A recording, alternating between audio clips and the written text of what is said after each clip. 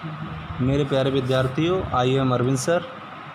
आज मैं आपको जो सत्र 19-20 का जो पेपर हुआ है केमिस्ट्री का, उसके बारे में बताऊंगा, उसको सॉल्व करूंगा। बहुत ही सिंपल पेपर आया है, जो मैंने वर्ष भर पढ़ाया है उसी में से टोटल मिला है।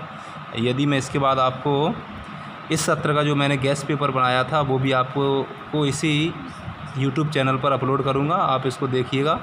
और बहुत ही बेहतरीन ये पेपर है और बहुत सिंपल है। अगर बच्चे 2 महीने का गैप दिया है तो पेपर भी बहुत गवर्नमेंट ने जो फीड किया है, टीचरों ने बहुत अच्छा सिंपल पेपर फीड किया है।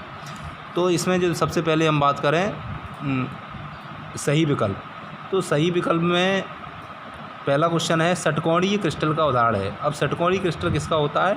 यहाँ इसका सही आंसर है ग्रेफाइट। अर्धायुकाल प्रथम कोटि की अपक्रिया हेतु होगा।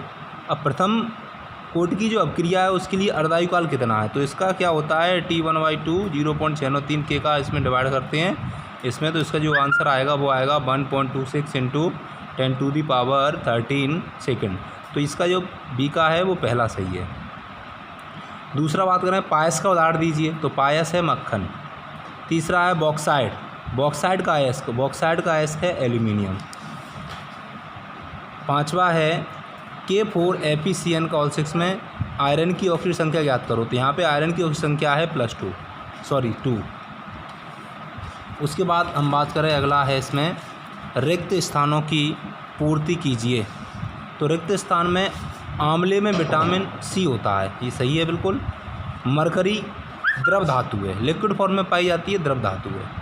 नियोप्रिन ... रबर है, तो नियोप्रिन एक सांश्लेषित रबर है, या सांश्लेषिक रबर है। कुछ लोगों ने कृत्रिम लिख दिया होगा तो वो भी चलेगा, लेकिन जो ज़्यादा सही है सांश्लेषिक रबर। स्कंदन पेप्टिकरण क्रिया के ठीक विपरीत होता है।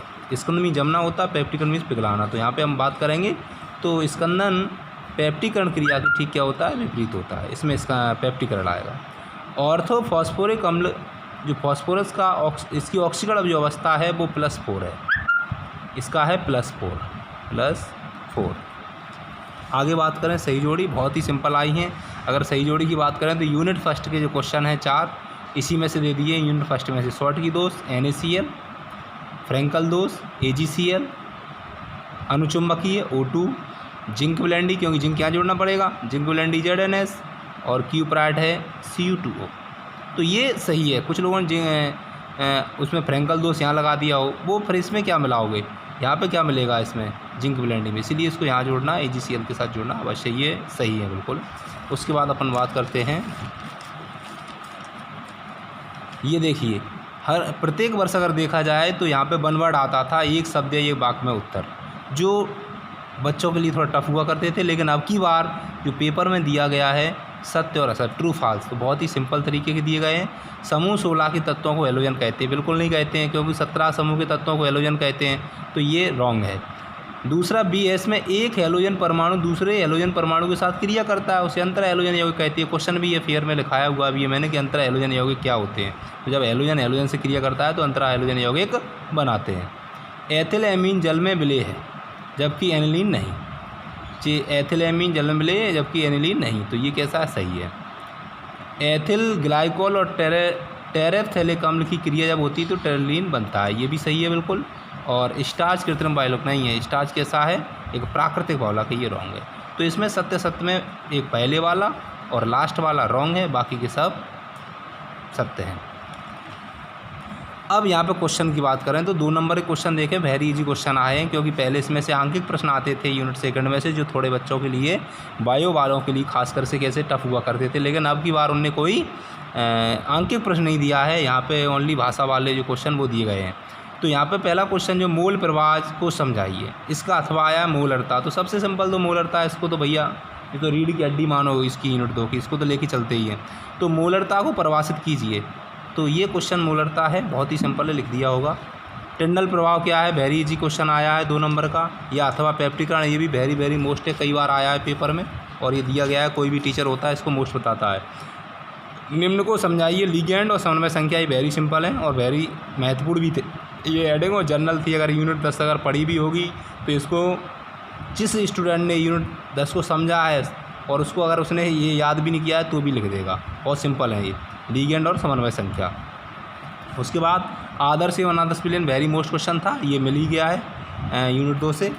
अब यहाँ पे हम बात करते हैं अगला जो क्वेश्चन है, निम्न को समझाइए।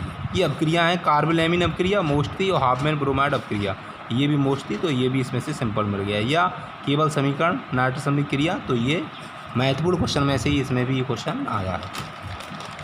आगे बात हम करें इसी क्रम में क्वेश्चन नंबर 10 की, तो विटामिन ABCD के स्रोत कमी से होने वाले रोग, वेरी सिंपल क्वेश्चन है, 3 मार्क्स का है।